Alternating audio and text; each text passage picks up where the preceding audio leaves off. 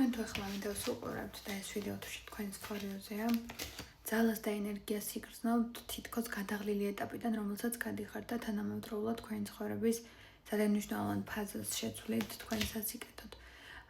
აქ ბევრი ოჯახი შეიქმნება, დანგრეული ოჯახები აღდგება, რადგან თქვენ შორის სტაბილურობა მოვა და ემოცია, რომელიც თქვენ და თქვენს პარტნიორს შორის არის, მარტოობიდან თქვენი თავის საუკეთესო ვერსიამდე გადავა და თქვენ ფაქტობრივად ამოდიხართ იმპერატრიცად, რომელსაც შეუძლია რომ ყველაფერი თავის ნაკადში წარმართოს, რომელიც იქით აწვევს მაგალითებს სხვა ადამიანებს.